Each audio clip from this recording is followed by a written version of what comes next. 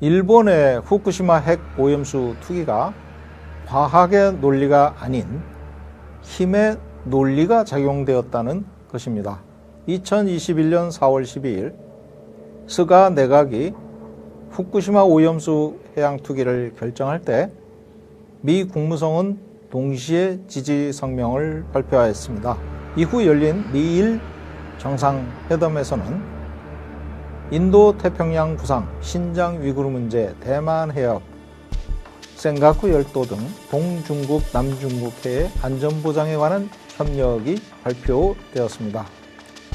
이러한 전략을 위해 바이든 정부는 일본의 협력이 필수적이었고, 일본은 협력의 전제 조건이 핵 오염수 배출임을 쉽게 알 수 있습니다. 마찬가지로 2023년 8월 기시다 총리는 캠프 데이비드에서 열린 한미일 3국 정상회담을 마치고 귀국하자마자 곧바로 배출에 착수했습니다. 8월 24일 핵 폐수 투기가 시작되기 전후에 토니 블링커 미 국무장관, 커트 캠펠 백악관 NSC 조정관, 그리고 라임 이메뉴얼 주일 미 대사의 적극적인 지지 발언이 이어졌습니다.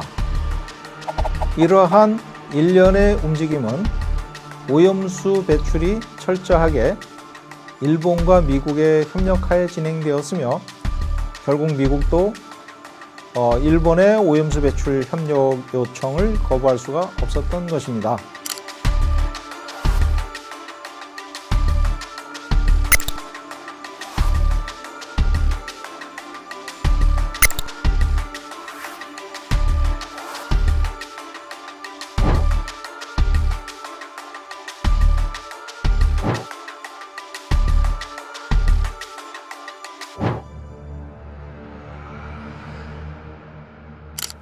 한국도 불과 수년 전 여야 할 것 없이 반대하던 오염수 배출을 180도 입장을 바꾼 윤석열 정부와 여당은 이러한 힘의 논리에 굴복한 것이 아닐 수 없으며, 과학적이라는 변명은 구실에 불과하며 진실하지 못한 것입니다.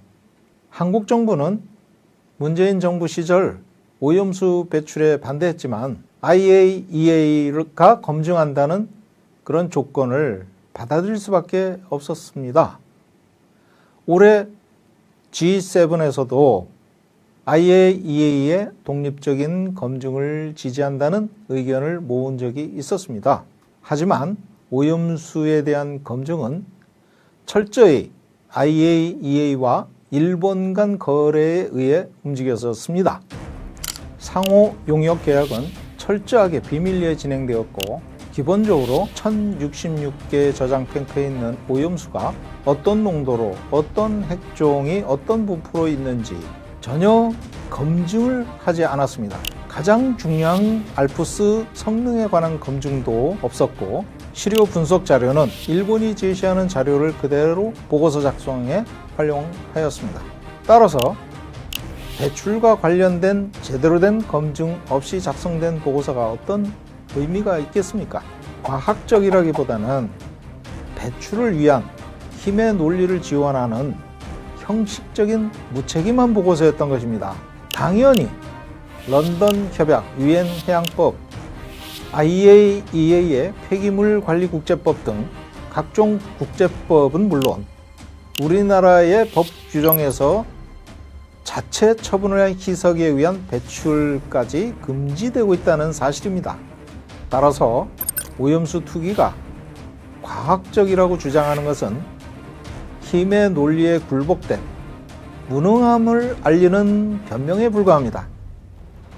사고로 인한 방사능 지역임에도 일본은 비인간적인 강제 주민 회귀 정책으로 불쌍한 일본 주민들은 체내에 피폭되고 있지만 전신 피폭 측정 등을 의무화하지 않고 그대로 방치하고 있습니다.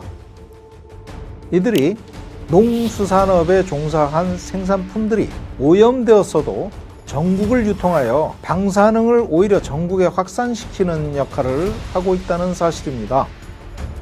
최근 도쿄 지역, 신주쿠 지역의 시민 방사능 측정소에서 측정한 아이들은 사고 후 12년이 지났어도 체내에서 방사능이 계속 나오고 있다는 보도 자료가 나온 바 있습니다.